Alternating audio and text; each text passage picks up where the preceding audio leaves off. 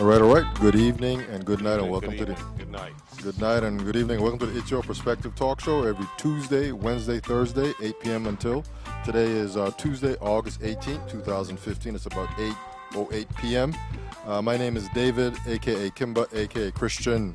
And I'm Keith, a.k.a. Edwards. Yeah, Westside Edwards. Yeah, man. Thanks for coming out to the studio again tonight, you know? Hey, thanks for having me. Yeah, man. So I just want to say that this is the It's Your Perspective Talk Show. We do have a telephone number tonight, 340-201-9005. You can call or text us on that number.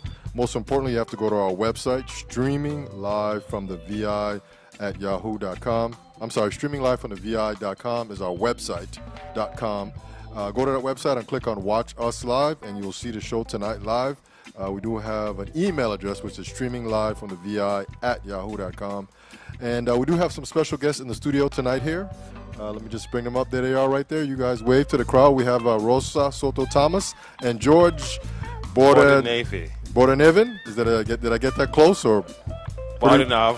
Okay, Bordenave. Bordenave, okay. Thanks for coming out. I just want to say a couple more things, and we'll get right with them for the interview.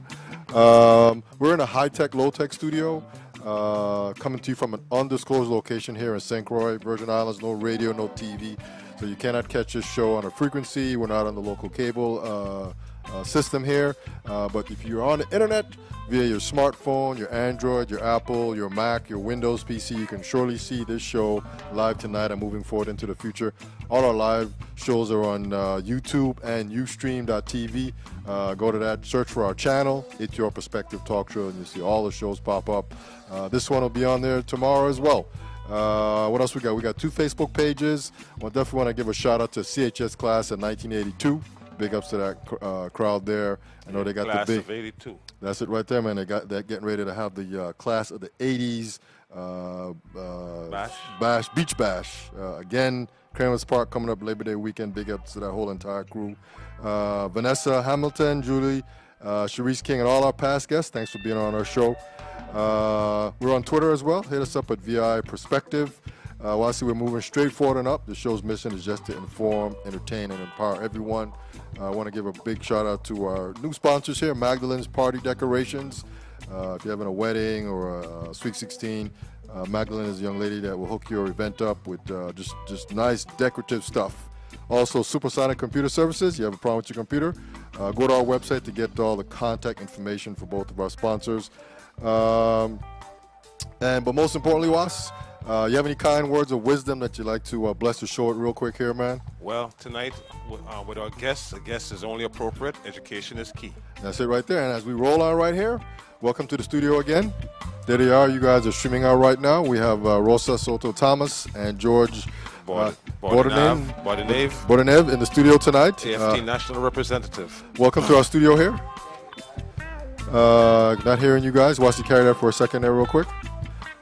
Hold on, we'll take a quick break. We'll be right back.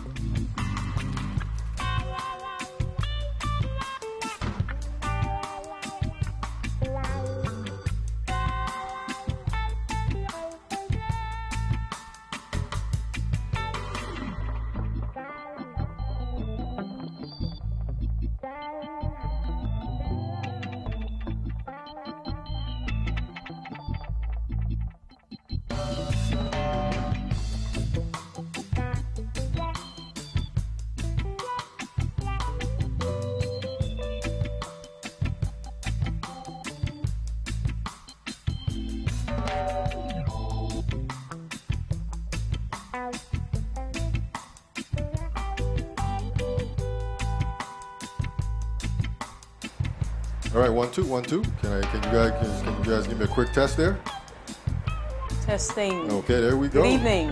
All right, there we go. So we're back. Mr. Bordenave. Good evening. Good evening. Okay, you guys are coming in loud and clear right now. We just had a minor technical issue. It's all straightened out. Welcome to the studio here, Rosa, Soto-Thomas, and George Bordenave. Welcome again. Thanks for coming out. And it's been a long time coming to get Ms. Soto on the show here, Ms. Soto-Thomas on the show here to talk about what I feel is just a critical component of just living and being alive here. It's education and getting it started early. So welcome to our studio here. So, Ms. Soto, you are the president of the federation here in St. Croix, right? Yes, I am. Okay. Okay. This is the third year of my presidency. Yes. Okay. And so, is this an elected position, or how does that work? Yes, it is. Members elect me as the president from the various schools and activity centers. Okay. Okay. So Every 2 years, it's a 2-year term. Okay. So you're in your second year now. I'm on the second leg of my last term. Okay. Okay. Yeah. Okay. So if you could just real quick give us a little history of like your sort of your educational background and Oh, certainly. I have been working with the Department of Education. I've worked with the Department of Education for 30 plus years now. I've served as an elementary school teacher for 7 years at the Evelyn Williams Elementary School. And then I went back to graduate school, majored in school psychology, and I've worked with special services for 27 years. So that's what I've been doing. I've been involved with the union. I became a building rep in 2000. And I've been very active with my union. I eventually ran for second vice president, became the first vice president, and then the president. Okay. So I've risen to the top rank of the AFT. Okay. So I guess one of the things I just wanted to start with, can you take us back to when you became president? Just some of the issues that you sort of took over, I guess, to kind of explain what was going on at the time. All right, since I became the president, major issues that I've been confronted with, and they're still the issues that are forefront and center stage right now, and that is the recruitment and retention of teachers in the territory. And if we've been following the news lately, we know that in our district and the St. Thomas, St. John district as well, we have a shortage of teachers. And there are many variables and contributing factors that continues to cause a problem with the recruitment of teachers. We know that in 2012, the territory experienced the mass firing of teachers, termination of teachers, and other educational personnel. And our locals are very discouraged. The students who are at the university are very discouraged. They're not going into the field of education for varying reasons. There are a number of initiatives that we have that are being rolled off from year to year. There are federal mandates that are, of course, unfunded, and the supports that teachers have remains a challenge. So these are some of the issues that continue to face us in the territory, along with working conditions. The conditions of our schools are deplorable, and this administration clearly inherited that. Because if you don't have a strategic plan in place to deal with this problem, you plan to fail. And I am glad that the current administration has taken the bull by the horn, and they have started to, consolidate the schools with plans to refurbish them, rebuild them. So if we stay on track and the proper fundings are appropriated, hopefully certain members and schools will reopen, because that is the plan. Students should be attending schools in their neighborhood. I mean, they're very comfortable there. I mean, they walk from school to school, walk from school to home, and some students have to travel further now. They have to be transported further to get to school. Mm-hmm. And of course, that's going to tap into sleep time, wake up time. Okay. So that's a challenge too. So those are some of the major issues. Okay. So you talk about teachers. So you came in and then teachers were leaving. And so we all hear that not enough money. So what is a number that would you like to see a teacher have a raise? I mean, is it 2,000? I mean, what would you like to see? Because my opinion is that if we had money here, I would like to see the teachers first get raises. Well, I'm not going to disagree with that. So I concur with that. The national average in terms of a starting teacher with a BA degree is in the range of like $46,000, $47,000. Okay, so we're a little short here. And locally, it's $31,000. A starting salary for a teacher, no experience, is about $31,000. So we have fallen short. Okay. Of paying our teachers competitive salaries. Okay. 31 with a bachelor's. Wow. Yes, and it's about 32 point something with a master's degree. Oh, It's really? not Okay. much. Yes. Most of the teachers I've met here have a master's. Yes. A lot of the teachers here have masters, are working on their masters. And that's correct. A lot of them are working on the masters and not getting the proper compensation. They're not getting competitive salaries because we know for a fact that there's a high cost of living here in the territory. Okay. Aside from the high cost of living, our teachers have student loans to pay. Yes. And yes. they're diminishing returns. The So- expendable income continues to decrease for a lot of the AFT members. So- And that's why a lot of them are seeking different professions as well as moving stateside where they can, where they have more options, Okay. clearly. So how far down are we when it comes to teachers? School starting in about 3 weeks. I mean, how short are we? I mean, is this Well, like epidemic or? based on some precise figures that I have here, because I did interview, I had a teleconference with the Commissioner of Education on Sunday. And what we're looking at is 143 vacancies in the territory. And that's, of course, between the districts, both districts. And they have hired 38 Filipinos, 2 Santo Domingans, and about 3 Puerto Ricans. So they've hired already and then ready They to roll? have hired. They had over 200 applicants. Okay. I think about 25 people, who submitted applications said yes, and they interviewed, said yes, and then they hired additional. So we Okay. still have, even with that hiring, we still have 143 vacancies. Okay. And as we speak, I continue to get resignation letters from a lot of young teachers who are relocating to the mainland because there's greater opportunities there. Okay. Okay. Wow. That's go ahead, Was. Go ahead. Are we mirroring the problem that Puerto Rico is facing right now? Do you think that that's something that we're about to face, or are we facing that right now?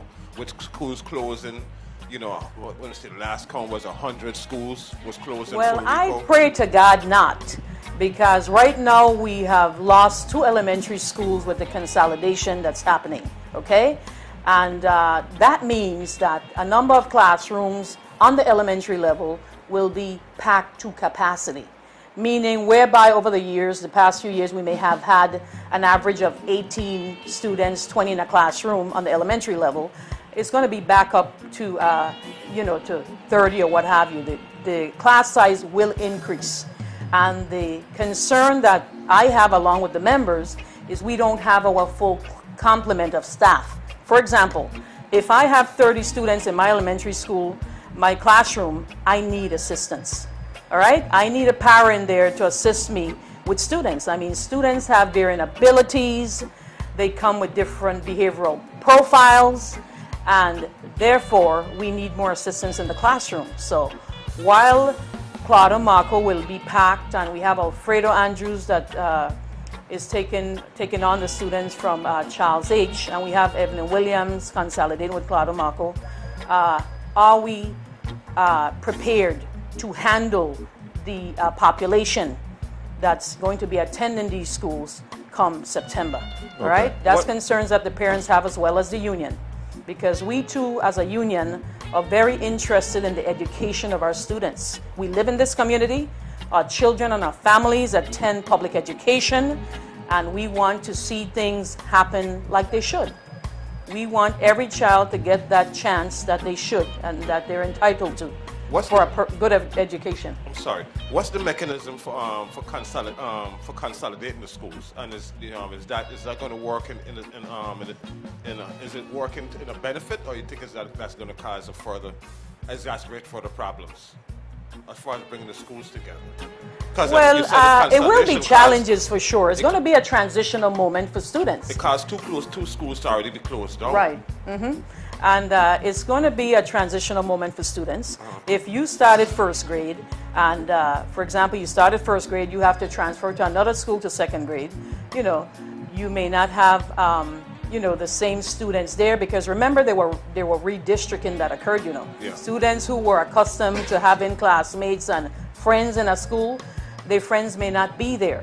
All right, Associations are cut short. Yes, so it impacts them in that light, and those are setbacks because it's going to take a while for them to adjust. Yeah. Adjust, just like students who begin a new school who transfer or may move from one district to another or from the States to St. Croix.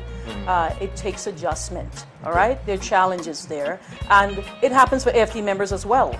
They have to now adjust to new staffers, all right? Even though they're brothers and sisters in union, we may live on an island. You know, if you're no education and you work in a school, you're like one big happy family, all right? So what we're experiencing is like broken families now, all right? Okay. And so those are some of the challenges that we'll be faced with, amongst many others. So let me ask you a question here. You said just roughly that the starting salary here is 31 and the starting salary stateside is 47. So the difference is $16,000. And so do we have enough money around here to pay all our teachers an increase of, let's say, $15,000, maybe even $10,000? Do we have that money around here to do that? To a $41,000. Yeah. Well, I hope so. I would think that we have it. I mean, with all the stuff that's going on and that we've been hearing, it just seems like there's a lot of mismanagement of government funds that have been happening over the course of time. Okay. And so we need to tighten up our belts, and things are happening and beginning to unfold, and I am hoping that our teachers begin to get their salary increases. Our contract is expiring this August 31st, and we are in discussion with the current administration. I know that the Department of Education and the Commissioner and a number of people are on board with the AFT, and they know the challenges that we face. We are seeing people leave our island in droves. The mass exodus of teachers is no secret. So we're going to have to begin to offer our teachers something decent in order for them to stay on board with us. Yes. All right? We can't continue to operate in the manner that we've been operating because we're going to get the same results. Mr. Bordenave, as the AFT National Representative, how do these problems, does these problems that we're facing here with education, does it mirror the problems that you are facing on the national level? Absolutely, and thanks for the raise.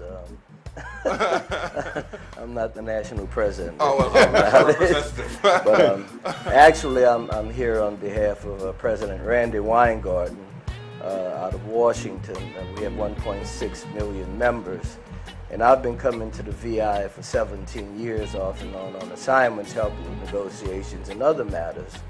Obviously, Sister Soto-Thomas and St. Thomas Federation of Teachers are not alone in the struggle here.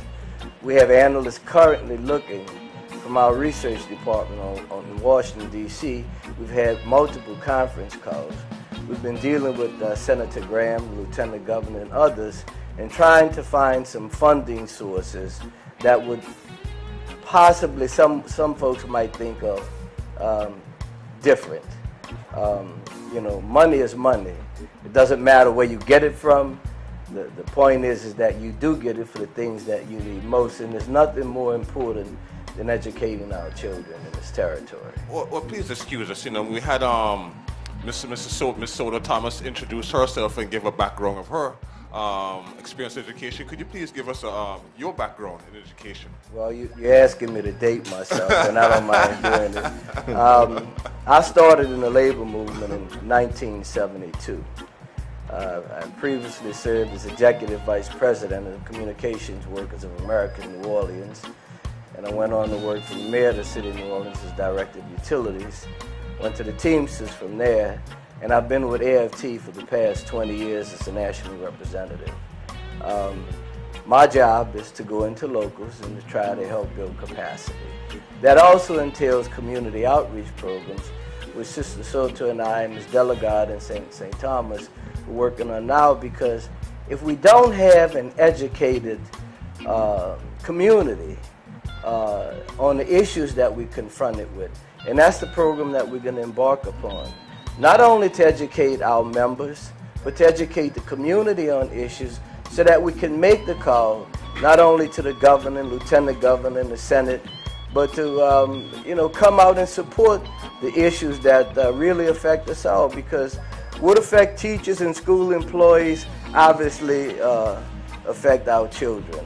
Happy teachers do happy work. Happy work is really productive.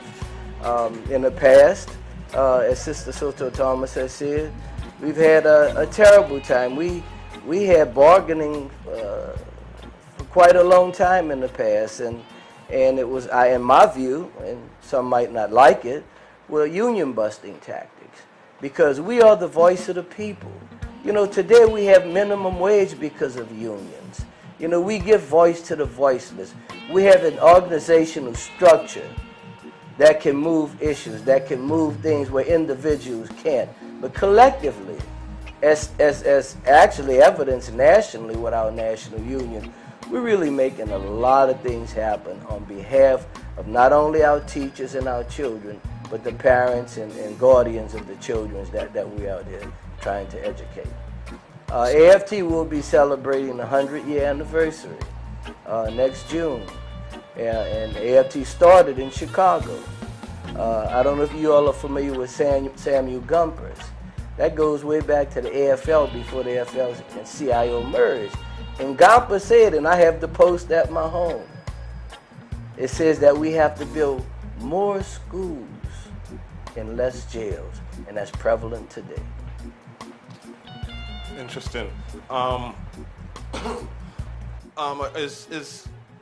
effective is the AFT national in giving weight towards the local and in getting results, you know, and getting things to happen, you know, before teachers been under attack for a very long time, you know what I'm saying? They've been from my point of view, a losing battle. How effective is the AFT National in helping our teachers? Well, you know, it's a team effort, but we have, and it's not because I work for the AFT, but we have a national president and a national executive board that is truly engaged. We recently had a Teach conference in Washington, which is the premier setting to teach teachers how to do a better job in the classroom, how to better run their locals, how to be effective in the communities. And the whole charge now is to organize, and not only organize within our locals, but again, the outreach to the community. We have to make the community understand that we're not here just for the money. Most of the people in Education Nation, my son is an educator.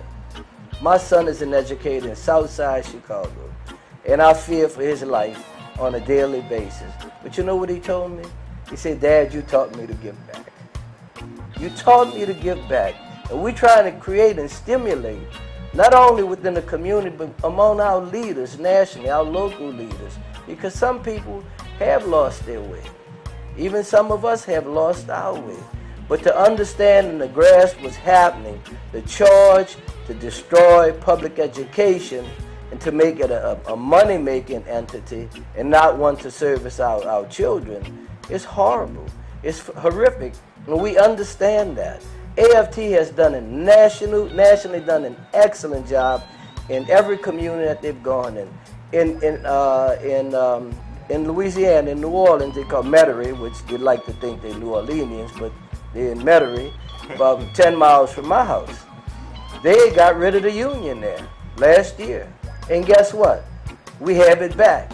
We have collective bargaining back, and it's not only because of the leadership of the national, but it's the training. Ms. Soto-Thomas just went to the Maritime Institute and came back with a wealth of knowledge. You know, when we arm people, whether it's our leaders, whether it's myself, to be a better leader, teacher, you know, among the folks in the labor movement, when we arm people with knowledge, we give them power. Oftentimes, people don't speak up because we've not given them the benefit of the knowledge on what they're speaking about. Not to be afraid. You can't be afraid in the struggle because that's what it is. As Sister Soto-Thomas, I feel a great degree of optimism after having met with both the commissioner and the lieutenant governor, that there are going to be some changes in education. It's incumbent upon us, though, to educate our members and to educate the community.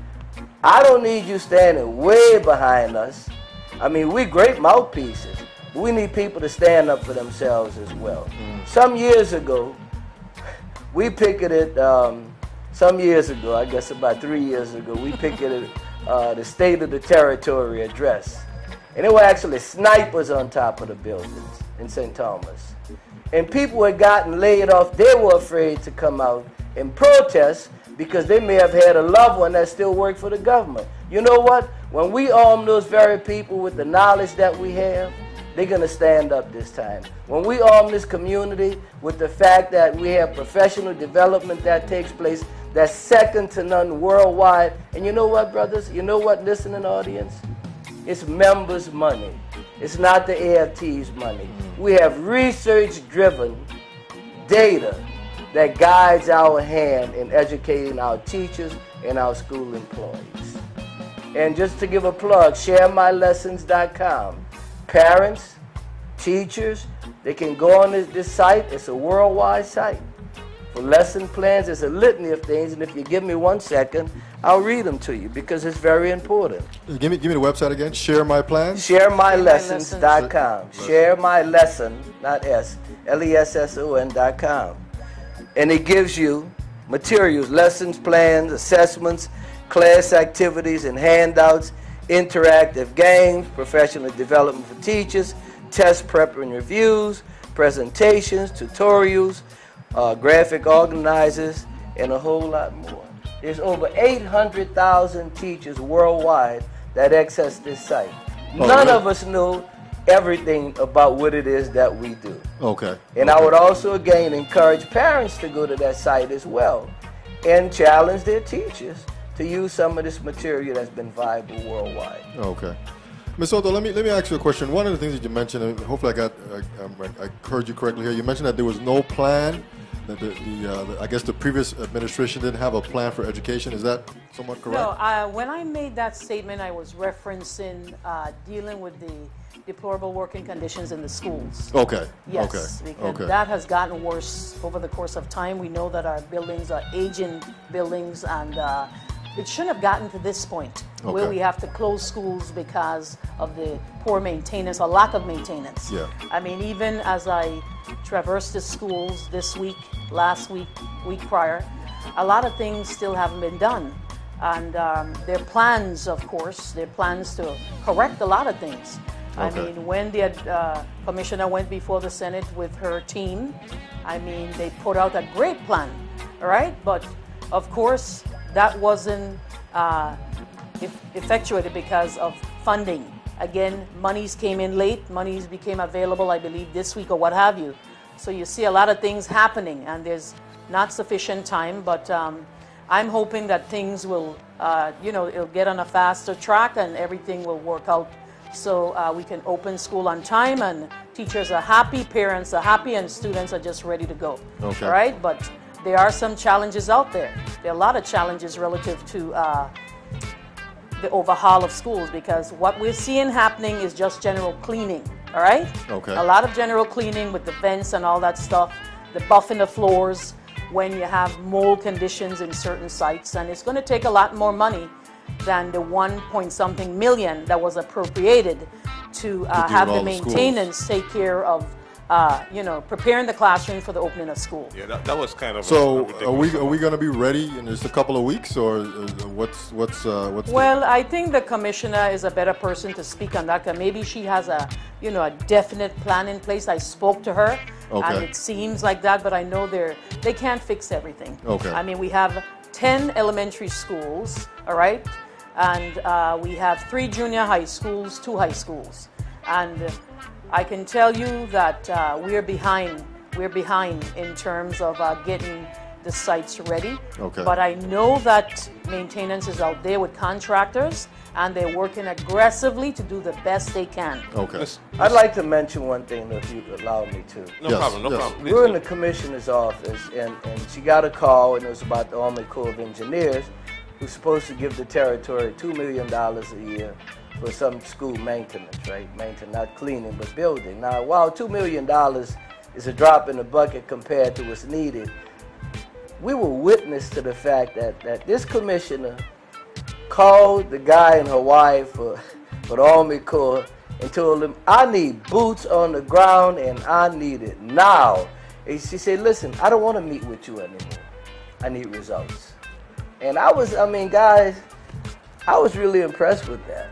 That she was that aggressive, as she should have been, as maybe if others had been in the past, and took the stand that she took. And guess what? I don't know if it's actually come, but she wasn't taking any prisoners. She made a request. And I want to add that aside from the schools, we have a lot of activity centers. We have the Department of Education headquarters, we have school lunch, we got the lunchrooms also that we're dealing with. And I know the school lunch folks are being reassigned right now, and unfortunately, because of the deplorable working conditions, they have been temporarily moved, and the Department of Education is aggressively trying to find a spot to rent to accommodate the school lunch folks, and we know that that's an in-battle, division. We still have someone acting. We're hoping that someone will be hired permanently to deal with that situation, because there are a lot of federal monies that are, at stake relative to our schools. Eating proper diets, what have you, is important to our students' learning.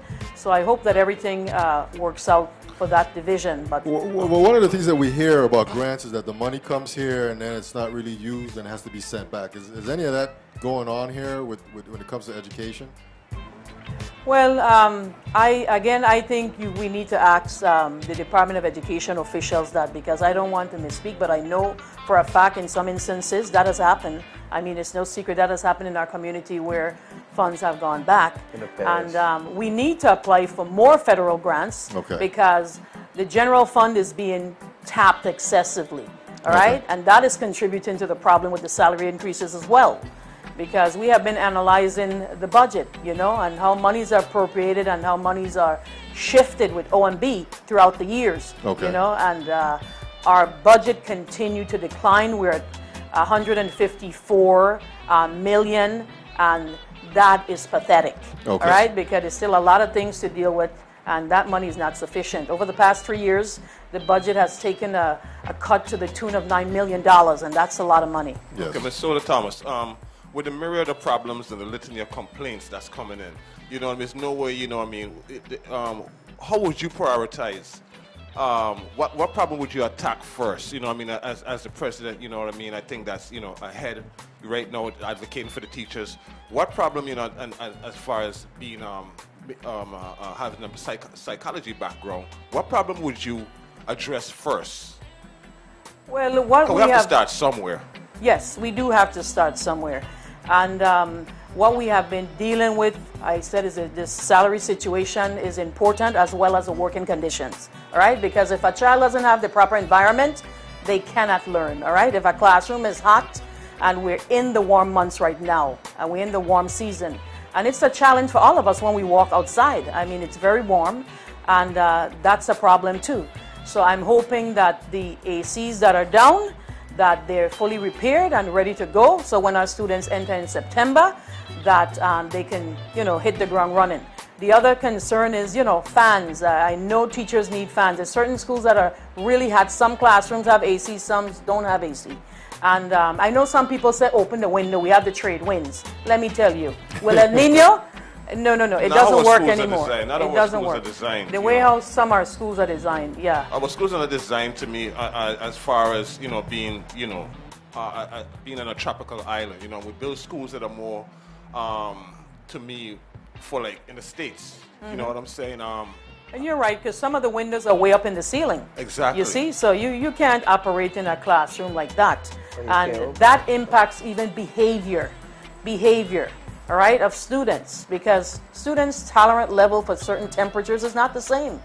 It's not the same from size, even the weight that we have on, our sizes, it impacts us differently. I hear you. So, I hear you talking about having you're optimistic about the working conditions with the present administration. Well, when I say that, go ahead. How about working conditions with the senators? How are they on board with working with the education department and doing what they can do for education? Well, I know that Senator Ford, who's the chair of the Education Committee of the 31st Legislature, has extended himself to, we came to the legislature, we gave testimony, We shared our concerns as a union, and of course it's working conditions, it's salaries, it's all the initiatives that have been rolled out at the same time, simultaneously. I mean, you're adding so much to the teachers' plate, but yet you're not paying them, you're not giving them an increase, which defies everything. I mean, why would you want to, you know, deal and juggle all this stuff, deal with all the stuff you have before you if you're not getting a salary increase, all right? I mean, so we need to be considerate of, you know, the teachers and the morale. I mean, the working conditions are horrible in a number of schools, and they're not going to fix it overnight. When I make statements that I see work happening, it's general cleaning that's happening within the schools. General cleaning. That should be happening. That should be happening on a regular basis. And principals submit reports on a monthly basis to the administration relative to the conditions at specific sites. And even headquarters, there are things that we need to fix up there. There's mold up in the building there as well. So it's something that they inherited. You know, I'm not making excuses for people, but at some point, we need to begin to fix not only our schools, but our activity centers, because we have members there. We have bodies and human beings there, and they're falling prey to various illnesses because of the deplorable working conditions, all right? So the union continued to file grievances, and we file OSHA complaints, and we bring things center stage. And we're seeing some changes happen, but a lot of times grievances and cases always end up on a slow track. Okay. I mean, we have a number of cases that we've been battling for a while from my predecessor, and some of them the union now have resolved, and others continue. And we're speaking these are court cases? Some are court cases, yes. Okay. People who have been fired, the government has agreed to, you know, settle certain cases, okay. And we're working towards that. And I'm hoping that that is fast tracked. So when September comes, these folks could be back on board with the Department of Education, because we need their services. Okay. Clearly, we're working with a bare bone staff, and it's a challenge for even learning and for our teachers fulfilling their responsibilities, because when teachers come to school, I really believe that they want to give it their best shot, all right? Instruction. Let me ask you, being a boots in the ground as far as representing the teachers and having an extensive background as being a teacher, how do you think there's how do I word this? Do you think there's a way of getting a closer working unit with teachers and parents? How would you go? You know what I mean? Go about, because we know that's one of the things that's affecting education right now. There's a gap between parenting and teachers. How would you recommend closing that gap? And you know. Well, in terms of relationships, I think teachers and parents have relationships every day. They drop their children to school, and they see teachers, and we have the portals.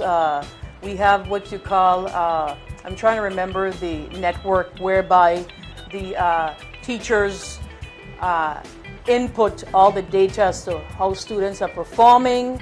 So the department is making that effort to give parents the information so they can come to school and you know, address certain issues that they may see. For example, parents can enter the portal and check to see if a child is in second period in the high school. You know, if they don't see a student let me interrupt. When you say period, portal, you're talking about something that you have to log in on the internet. Right, yes. right. Okay, yes. so okay. Power School is the system that so that's something like the that department has in place. Okay. But wouldn't you rather to see the parents actually visit and come and interact with the teachers? Parents do come to school, and teachers set up appointment with parents as well. But do you think this happening enough? Yes, I think it happens a lot, because teachers call parents all the time. As a teacher myself, I have reached out to parents. Our teachers do home visits as well. They go into neighborhoods. That's right. They make visits to neighborhoods when there are problems or if they haven't seen a parent. Because a lot of times when you have the PTSA meetings, I mean, the attendance is horrible. Poor. The attendance is horrible. That's the and point you I'm see trying to parents that you really, God forbid, don't need to see. Well, that's what you know, too. And the students who are doing the best, most of the time, their parents show up to the PTSA meetings. Because I've been partnering with a number of schools. I've been attending PTSA meetings and getting involved, because the union and parents, we have common threads. We do. and it's about doing the community outreach piece like Brother George Bourdonnais referenced. And so we're getting involved, but teachers do extend themselves to parents. No, that's not what I'm saying. You know, I mean that teachers don't extend themselves to parents. Do you think that parents need to be more interactive in their involved? Well, absolutely. That's what I'm trying to get at. I'm not yes, trying to say that, you know. I support that. We all support that because teachers need to connect with the parents, and parents need to know exactly what's going on. And as far as I know, that happens on a regular basis. But then we don't have a lot of wraparound services too that parents and students may need. All right, because when you deal in the States, you have what you call community schools. Wraparound service. Could you explain that? Schools. When I say wraparound services, I'm talking about counseling, social workers, psychologists coming in and working with families who are in crisis, families who may need help with students who may have discipline problems, parents who may be suffering financially. All right, those individuals may direct those parents to the proper agencies. So that's what community schools are all about. And some schools have mechanisms like that in place to assist families who need assistance, whether it may be even purchasing uniform. We begin in school. Yeah. And some parents may not have money to buy a new tennis shoes for their child or what have you. So, wrap around, these folks may actually do outreach to the different agencies to try to get the children, whatever materials they need. But when I say wrap around, it's all the support services that, may be offered by the Department of Education. Okay. Let me say this on that wraparound service. 20 years ago when I started with AFT in St. Louis, and even today, I find that there's an expectation that parents do everything in terms of education. Some parents are not endowed to be able to assist their children educationally. So what's important, one of the things that parents who learn through the wraparound services component is that try to ensure that your child went to sleep last night early, got some real rest, there's something on their stomachs, and we'll take care of them when we get them in school in the morning. And I think that we've been a little hard, not we, us in this room necessarily, but people, the down parents who don't have the ability to mentor their child in math. Listen, when my kids got past Algebra 2, I was lost. Okay, we might be able to help them. We might have the skill to help them. But do you think at least checking up, you know what I'm saying? At least checking up. Did you do your homework? You know what I mean? But that's part of the education process through the wraparound services, to let those parents know that there are avenues that they could take that perhaps they're not utilizing. One might possibly be a face-to-face, more frequent checkup with the educators that's trying to help their children. Right, and at times you have in certain households where the parent is at work, and students have to run the household in the absence of parents because of the challenges that they're faced with. Right. So that's where wraparound services come in, where someone from the school may call the parent and say, hey, I haven't seen you at the last parental conference I scheduled, and, right. What can I do to assist you? Right. What can I do to get you on track in terms of, helping your child with his academics or social, emotional problems that child may be manifesting or exhibiting in the classroom? Well, let me ask you a question, Ms. Soto. So we're still behind on teachers for this coming school year. So school starts, what is the plan? I mean, so do all schools have principals and assistant principals? Well, principals, there's never a shortage of principals, my dear. They actually have great salaries, so there's never a shortage, trust me. Okay?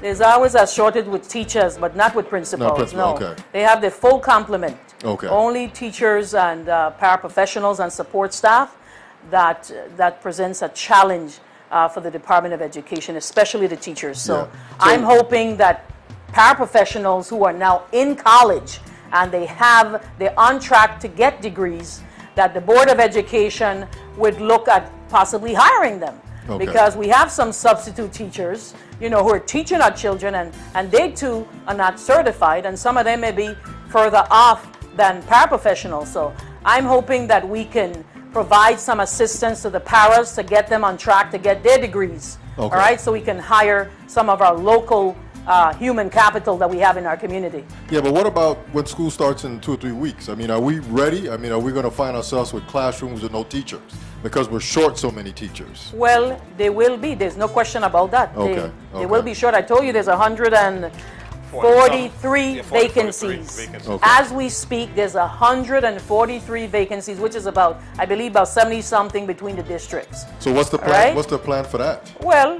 they're substitute teachers. So do we have enough And, substitute teachers? Or is that a different category than teachers? You have so many teachers. They're not and- full-time employees. Substitute Okay. teachers. Okay. The new breed, I should say, that came on board with the department. Long ago, we used to have full-time substitute teachers that were part of the AFT. Okay. They were actually union members, and of course, that was aborted. They're still in our contract.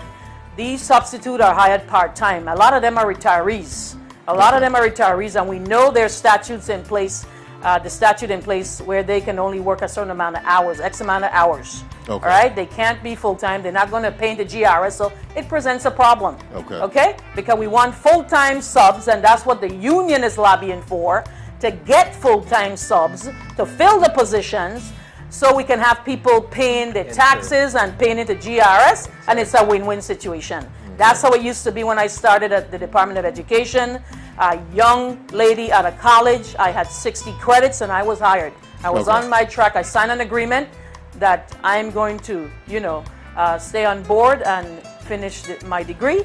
And that's how the department recruited a lot of teachers. It was called TTAP program. Okay. So I am hoping that the Department of Education, in partnership with the union and the Board of Education, be creative, because, I mean, it has happened before. It's not a rocket science.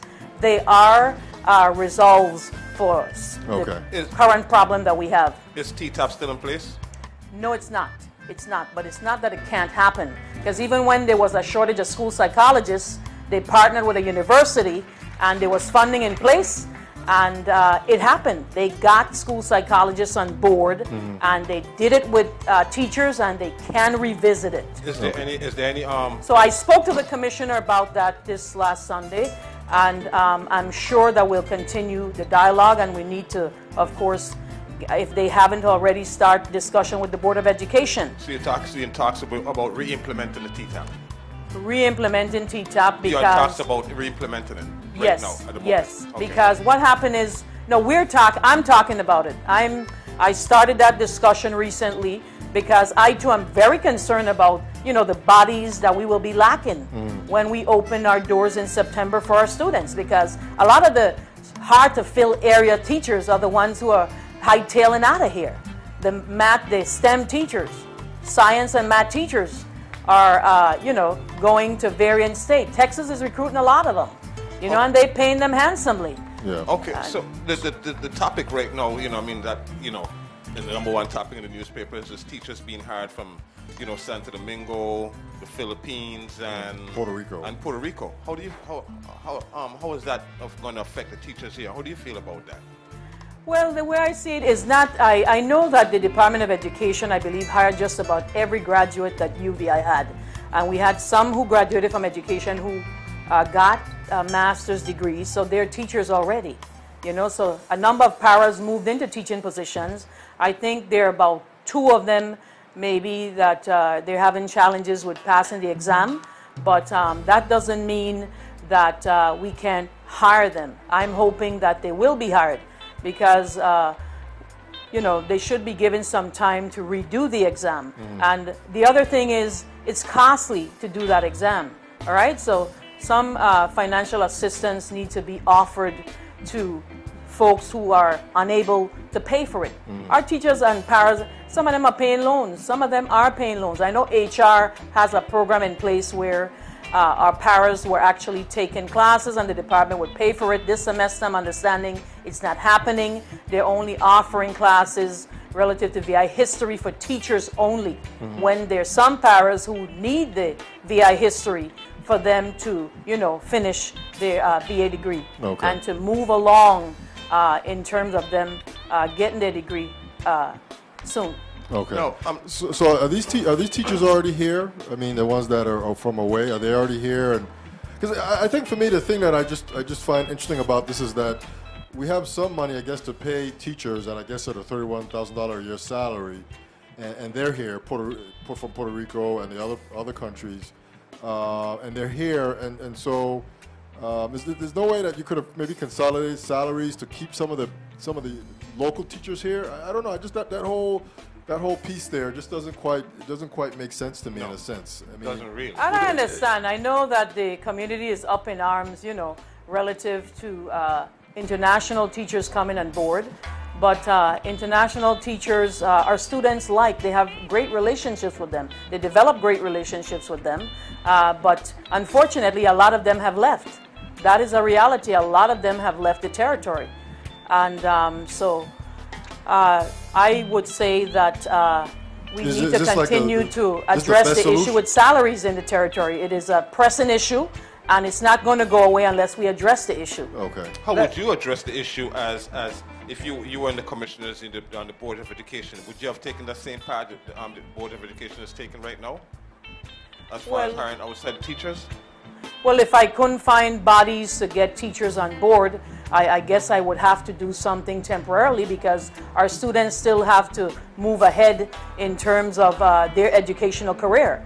They do have to move ahead. What would a parent prefer? Would you prefer a teacher in your classroom or no one there?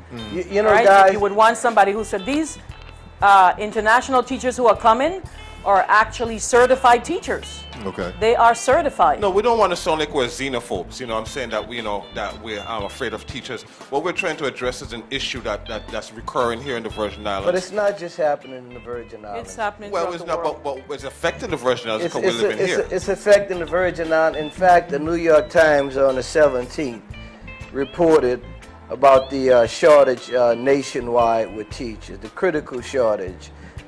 You also have 70% of your college graduates who still currently have student loans. You have teachers who've been demonized by folks, not only here, not as bad here, but in the mainland,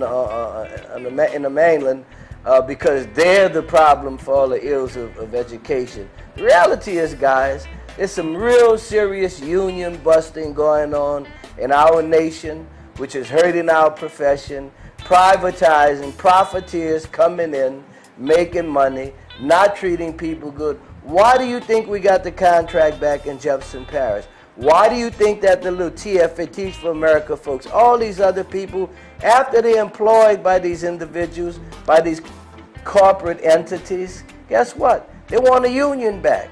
They're not being treated fairly. There's no real professional development. There's a whole lot of things that we currently have. While we look at things bad, I'd rather look at it as a glass half full and half empty. I'd like to be the optimist until someone shows us differently that they really don't care in this territory about our children. And the time to deal with whomever those people might be in the future, we'll deal with it. But the reality is it's not just here. Yeah. It's an epidemic because my son who teaches in Chicago, he still does it basically because, well, Dad, you told me to give back, but it's a shame that teachers are demonized as they are. Teachers don't set policy.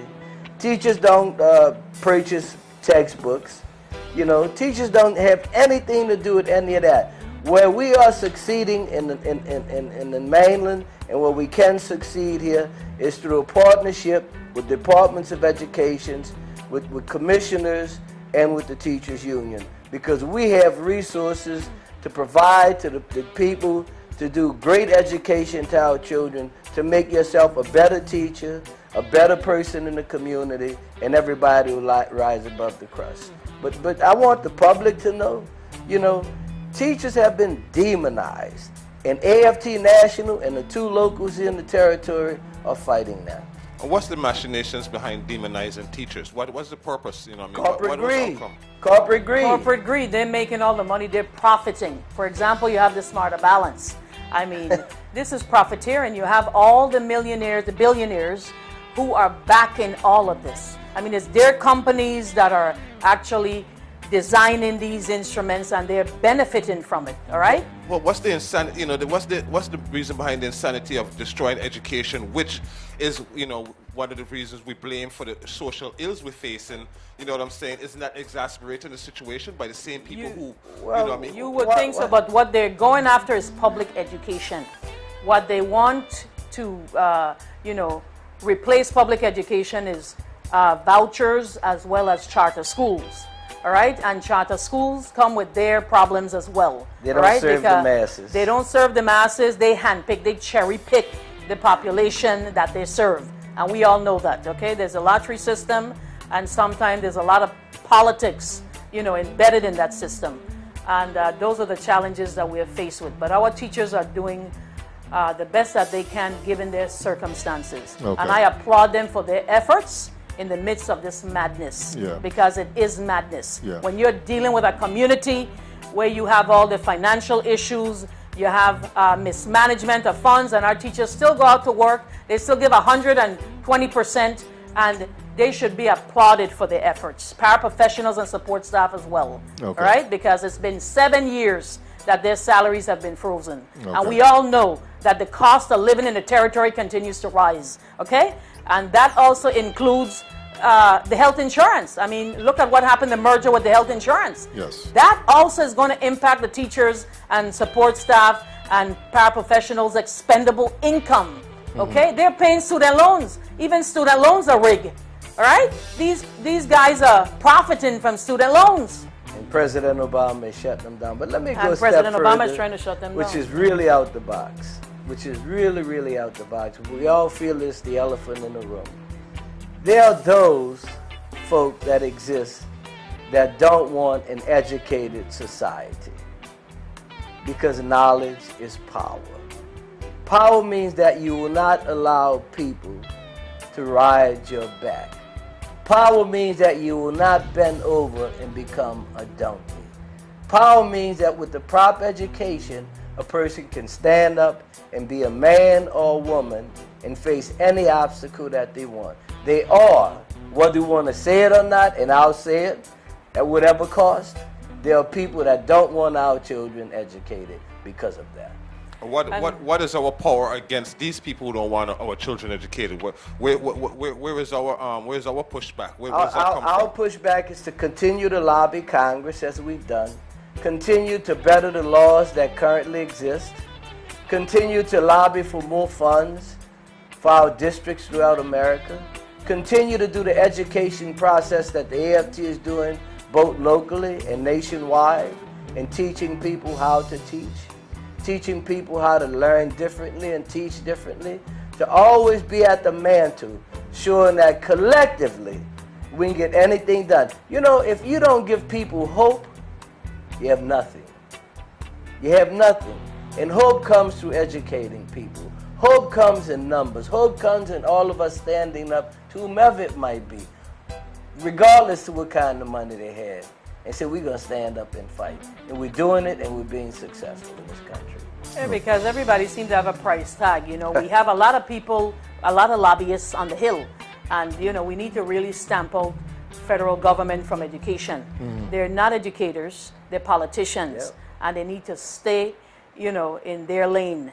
And that is the problem that we're faced with, okay? Because they stand to benefit a lot from a lot of this stuff. All the austerity measures that are being so-called austerity measures, okay?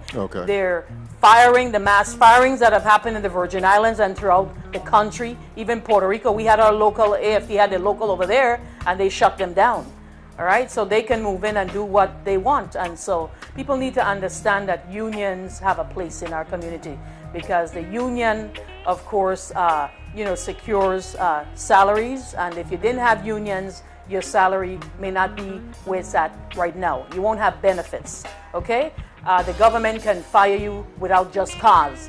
So there's a reason for unions, okay? How strong is the anti-union sentiment here, if it does it exist in the Virgin Islands? I don't think it's up to the level that it is stateside, you know, but yeah, because there are a lot of people in our community that support unions. We have Act 4440, all right, and that is dear to us as labor leaders.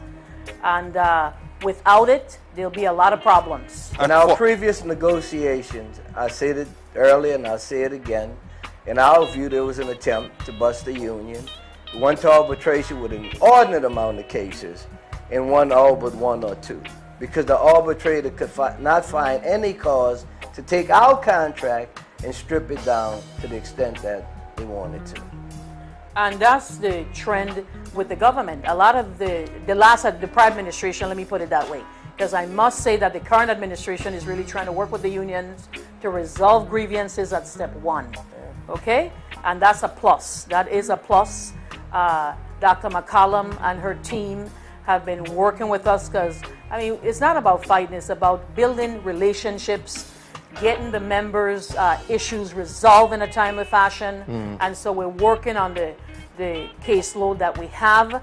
I know that the Office of Collective Bargaining was without an attorney for quite some time. There was one for the entire territory when the attorney that they had became a judge. A lot of cases were just left hanging.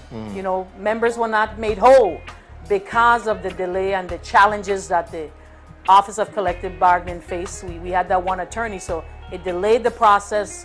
But now some cases are moving. It's still not at the level that it should. I really believe that there's more than one attorney needed in OCB. Yes. Because of all the union. We have over 30-some unions in the territory. How can one attorney deal with all the magnitude of cases that we have? It is not fair. It is unjust. Yeah. The wheels of justice always seems to turn slowly. Yes. And it's something that we need to look at, our politicians need to look at and change. Okay. All right? Because cases shouldn't stay lingering indefinitely. Yes. They should not. And people are looking at the union and saying, we're not doing our jobs. I mean, people could check their files and see that Soto-Thomas is in correspondence with OCB on a regular basis, trying to get them to resolve their cases. Okay. All right? But they don't know that. So I want to put the record out there. For those of you who are listening, pass it on. Okay. The St. Croix Federation of Teachers, Local 1826, we're working aggressively to resolve cases. Okay. All right? Because I am not a person who puts file in file 13. I am out there, and these agencies can tell you I've been on the forefront, and the politicians are aware of that. Check my testimonies, and I am in consult with Attorney Jones, who is in the Office of Collective Bargaining, and we're working. We have resolved some cases this year, and members are happy and others are not because, you know, we haven't gotten to their cases yet, but I'm hoping that this year we'll see more results. Okay. And I can say, because I work in both locals, that Ms. Delagard and her local in St. Thomas is doing the same thing. We work as a team. This is not Ms. Soto-Thomas by herself. And it's really unfair, although we can take the heat, for people to try to demonize the union leaders. But the reality is, we continue to fight. We've spent tens of thousands of dollars. AFT National pays half the cost on these legal fees. Half, 50% of the cost. Okay. And I'm telling you, we spend an inordinate amount of money fighting cases that we won in arbitration.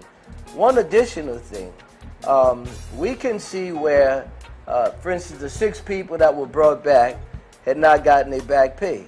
And we met with the commission, said, what? I said, well, absolutely. She made a call, said, pay these people. Because my approach to her was, it's costing us tens of thousands of dollars. It might only be worth $6,000 in total. Okay. That's ludicrous, especially after an arbitrator has ruled. Okay. Okay. Okay. So- Let me ask you guys a question here. I guess the overall educational plan that I guess was under the previous administration, we had a different commissioner of education, and now we have Dr. McCullen, right? Yes, that's her name, Dr. McCollum. Are you guys in line with her plan for education here in the Virgin Islands? Well, I saw what she has put out, Okay. because you know there's so much facets and components of education. Okay. What she has put out thus far, I mean, I looked at it, I posted on my Facebook page, and I see it as benefiting the community and the student population here in the territory. Okay. Is that plan going to resolve all the issues that we have before us? Of course not. Okay. Of course not. Okay. Education is so vast. There's so many components to education. It's just unbelievable. Okay. But we need to definitely continue to work together for the betterment of our community. and the population of students that we serve here in the territory. Is there a plan a little different than the previous plan? Any differences, or was it sort of the plan of? Well, I know at the end of the last administration, they had generated a 4-year plan. I have never seen it, so I really don't know what it entails because they did this, I think, at the 11th hour, right before they left office. This plan was generated. Okay. So I really don't know what it entails. I've never participated in that process. Okay. But guys, to work in partnership is certainly much better than working as adversaries. In those instances where we have to fight, whomever it is we have to fight, we'll fight. In those instances where we do have a good partnership and work together, we'll continue to do so. Yeah, because with the last administration, the union finances, we hemorrhage a lot, because there was always a fight going on. I mean, the cases were not resolved at step 1, which is amicable, just, the members speaking, the union coming in, the union rep coming in and trying to resolve whatever dispute that they may have before them. And I mean, it was just hardball. The young administration, it was always a back and forth with them. And with the prior superintendent, there were a lot of challenges there. And the union's money was caught up, and members' dues, because members pay dues, and we use that dues to defend them legally. I mean, when they're up against the Department of Education and the job security, the monies are tapped. We have budgets. The reps at the different sites disseminate the information. We have monthly meetings in the Union Hall. We have a building that we purchased at Calhoun, a beautiful building, and we continue to improve it. And members of their activities are happening on site, and things are moving ahead. The National AFT is in partnership with us. Brother George is here, and like he said, they reimburse us for half. Once I submit my reports, the union reimburse us for half, but half of the money that we expended on legal fees could have been avoided. Some of it was deliberate on behalf of the government. So if you talk about union busting, the government, the prior administration was trying to bust up the unions, okay? They were trying to. Let me ask you, the business as usual, it seems here on Virgin, especially on the political level, you know what I mean? It always seems like an aggressive, you know what I'm saying? Always some kind of, from a standpoint of enmity. Do you think that they're trying to find an amicable, a more mutual standpoint? Do you think that approach will work versus, you know what I mean, the going at each other, you know what I'm saying, the finger pointing? Do you think that would be a part of your working background, you know what I mean, as far as getting things accomplished? Well, that's or is it possible? That is the mode that the union has been utilizing thus far with the new administration, and it's been very effective. The other thing is having a union background and being educators make a difference, okay? We had a commissioner that's not an educator, and that presented a major problem for us in the Department of Education, the members as well as the unions, all right? You're talking about the previous commissioner? The previous commissioner. Okay. Dr. McCollum is an educator, and she served, and the other thing is we have a commissioner of education now. She's working in consult with the union, and that wasn't happening before. There were a lot of flag that we were getting by the prior administration, and so, you know, we're not going to agree on everything. Bottom line is we're not going to agree on everything, but we need to forge our way forward, and things are beginning to happen.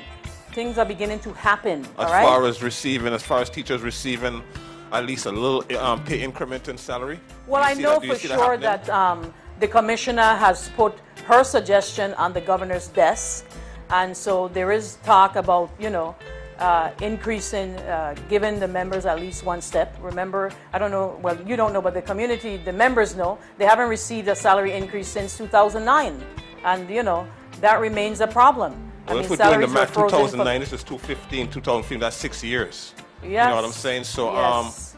Going on 7. Going on 7. No, I don't want to, you know, I don't want to seem like, you know, you have a working relationship with the administration. You seem like you're trying to maintain that. But the previous this administration came in with a We don't have money.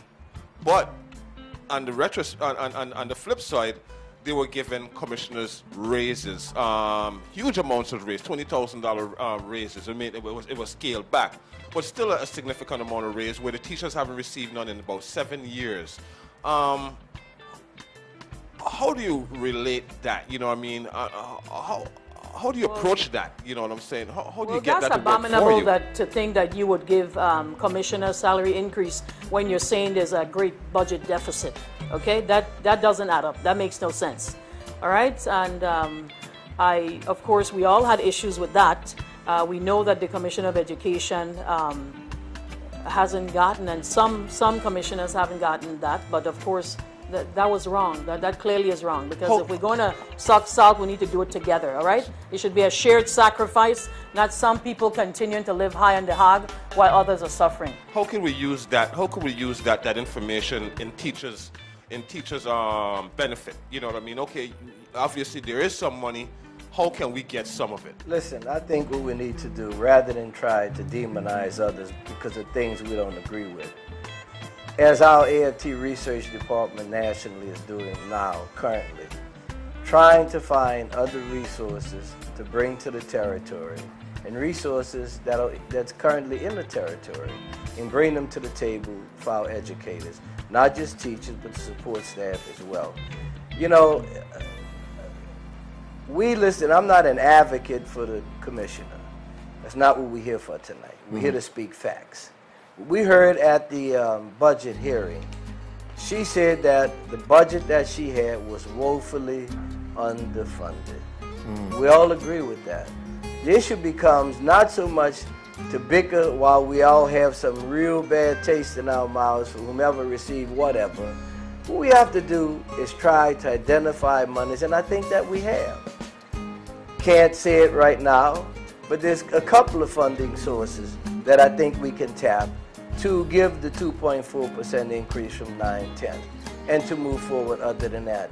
When I personally met, it was by happenstance, with the Lieutenant Governor, he conveyed to me that in fact the governor was looking to find some money for raises for the teachers. Now, do I believe everything that I hear? No. But I'm not the eternal optimist, and I'm not the eternal pessimist. This administration truly hasn't done anything for us to pull out the daggers and try to stab them in the head with them. I mean, guys, we have to give the process a chance. We've been behind the 8 ball for a number of years at no fault to the people who run this department now.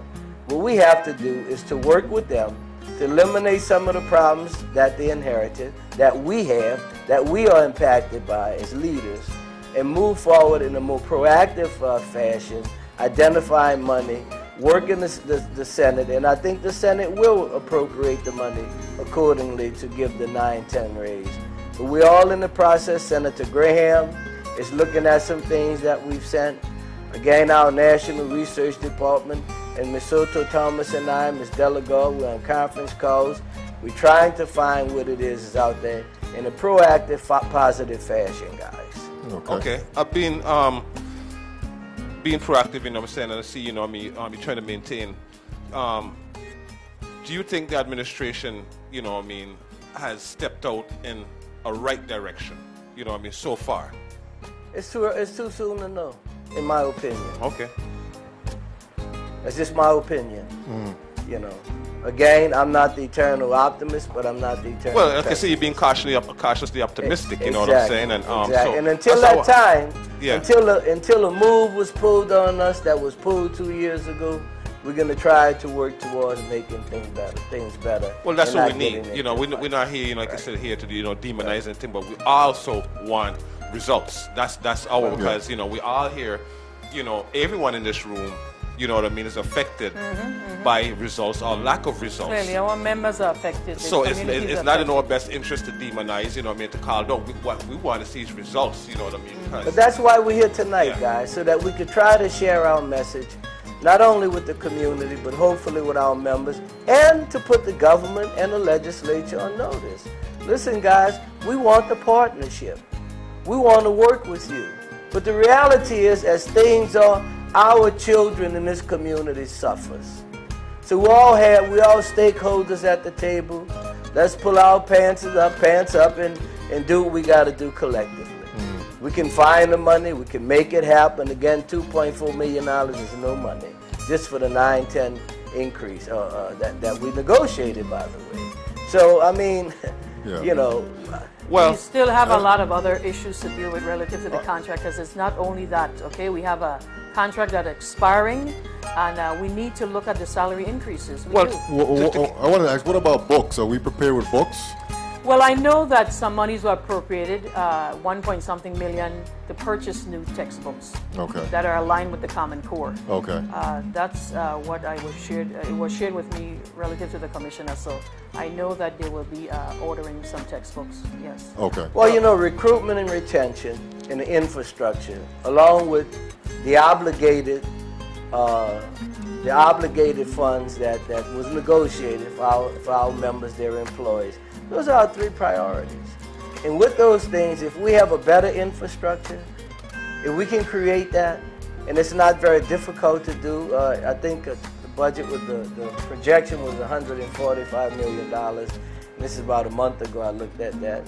If we could continue to work on that, if we can get the resources from the other folks that's obligated the $2 million, you know, if we can continue to work in that direction, because, you know, we take a serious chance, but this is what we do for a living. There are those out there in the listening audience that we're going to please, and there are those that are going to demonize us. Guys, until the time comes for us to throw down the gauntlet, I'm asking that you all have hope, that you support the leaders, that the community, the union, and the politicians come together to help our children in the Virgin Islands. Well, on staying on the optimistic note, we were fortunate to interview and be a part of the entertainer, you know what I'm saying, that held an event that gave away books, Rudy Live, you know, MNZ and promotion. Just this Sunday, they gave away book bag and books and stuff like that. You know what I mean, as far as, you know, local people giving back, you know, we have to give a shout out to Rudy Live, MNZ Promotions, and that segues into my next question. How can we get the private industry, the private enterprises to be a part, or do you think they can play a part in what we have, the problem we have right now? Well, AFT National is in partnership with First Book that gives books out to the community. That's a national program that's giving out hundreds of thousands of books. First Book. First Book. Yeah. Okay. And we intend to bring, you see, we're not just operating off the seats of our pants. We're developing a plan of action, the overall plan of action that Sister Soto-Thomas, Ms. Delegard, and the guy who's going to succeed her, Avery Lewis, come September. A plan of action that entails dealing with the Department of Ed, dealing with the community, and everything else that makes us whole in the territory. I mean, we're not just, Ms. Soto-Thomas is not just pulling stuff off the top of her head. It's well thought out plans, and it's basically, guys, the program that she went to at the Maritime Institute, and she could address it better than I. I mean, it was a huge amount of information that I believe, as she stated to me, will help her to move forward in a fashion that we could be successful. So do you see the private enterprise being able to help mitigate the circumstances as far as teachers, you know, I mean, not getting their pay raises, but could at least take some of the burden off of the teachers by being a part of, you know what I mean, helping to donate, being a part, you know what I mean, giving incentives to teachers and stuff like that. Absolutely, do you think that would help? And they have been doing that. We have some schools who have partnered with different businesses that have adopted, certain businesses have adopted certain schools. Is that the modus operandi for the Board of Education, or is that just like a pet project for probably you or a couple of... I think the commissioner would be in a better position to answer that question. Okay. But I know of it, I've heard it happening from time to time, and it is a win-win situation relative to, you know, those businesses partnering with schools. Okay. Yeah. All right, so I just want to say it's Your Perspective Talk Show, guys. It is 9:26 p.m. And so we, you know, 9:30 is what we said. So each of you guys just kind of just give us a quick 1 minute summary and what the plans are, the projections, and all this stuff. I know you came from home with something that you wanted to say. I don't know if you got distracted. You know what I mean? If you get sometimes. So this is it here. Yeah, just right go here. ahead and just get it I out want there. to say to the members that the union is not the president and the leadership alone. It's all the members' collective voice that makes a difference when we have situations that are unfolding in all our sites, all right? Like Brother George echoed, don't be afraid to speak up. I mean, you need to stand behind your reps in your schools, and reps give information to you, and we call meetings, and we're hoping that you will continue to be on board with the reps, supporting them. When I look to my left, to my right, I'm hoping that I have the support of all the members. We're not going to agree on everything. I mean, I'm not perfect, and I'll never pretend to be, but I know that I'm giving it my best shot as your leader. Well, I would like to say, from the 1.6 million members of AFT nationwide and in the territory, that the AFT continues to be committed to supporting the locals in any endeavor that's out there. I know that we've changed our direction nationally. We've had a great impact in the communities that we serve. And we want the community to understand that as part of the community, even myself, I mean, I've been coming in for 7 years. I feel like part of the community. So know that we're here with you, but we need you all help us to help you to be successful.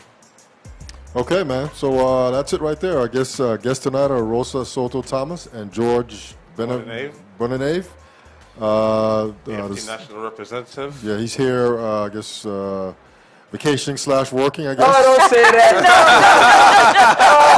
No. You gotta cut that out. You gotta cut that. No. I work in my garden. They think I'm on the beach here because I work in my garden at home. Don't do You me must that. edit. You must edit that Must not part. to ask the grind the grain. You're here in the Virgin Islands. Take some time off to enjoy our beaches. Well, I mean, you're not working 24 hours a day, so Hopefully. He really messed you up. so I mean, Oh man, I'm gonna have to get some sponsorship here so you can hire me. oh my goodness. I hope I haven't busted any bubbles. That wasn't the intent there. All right. No, we're not implying that you here, vacationing, on the people's time. You know what I'm saying? Of course not. No, but of course we not. hope Just you're taking some of the sites where you're you're working 8 to 5, and then from 5 to 10 o'clock, you're enjoying yourself. That's all it's applying. Yeah. That's it. Well, I want to thank both of you for inviting us on your we show. thank y'all for I really coming. appreciate the opportunity to get the message out to the members and the community as to what the union is all about and our involvement in the educational system. and we'll give you more information as it becomes available to us. Okay, so I just like any final words, Was?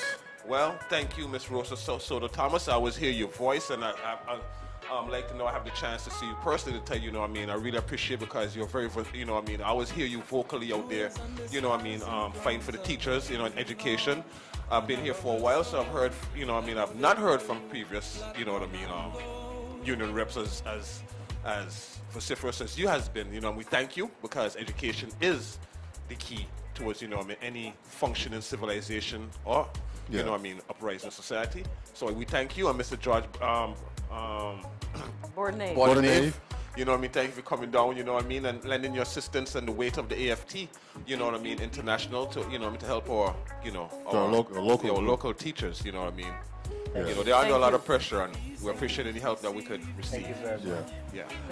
And I just want to say, as my final, I just want to think back to when I was coming up here in school, having a grown son now. And I guess the only difference that sort of comes, this is kind of funny, I was thinking about this all day, is that the only difference, I guess, between then and now is that I guess now they're asking you to bring, hand sanitizers. Back then, I don't recall them having to do that. There's an article in the New York Times about that now, where teachers are giving well over $500 a year to the students for supplies. Now parents are having to come up with $500 or $600 for sanitizer, whatever else. And all the other All the other things, right? Yeah. supplies that they need. Yeah. So, guys. all right, I want to say thank you again. I just want to say real quick that this is the It's Your Perspective Talk Show every Tuesday, Wednesday, Thursday, weekly at 8 p.m.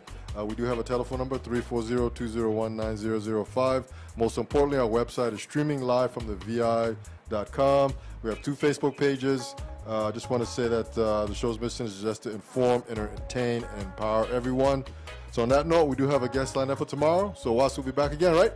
Yeah, and I'd like to say one last to the teachers out there in Charles H, Miss Marissa Allen, oh my God, all of the teachers out there in Charles H, because I know I'm trying to bring back the names just float my head. You know, I don't want anybody to feel left out. All the teachers, First now as well, but I'd like to send a special shout out to the teachers in Charles H because I have a special relationship with them, with my son previously, and I really thank them. Oh, wow, good. All right, that's it. We're out. Peace. Good night.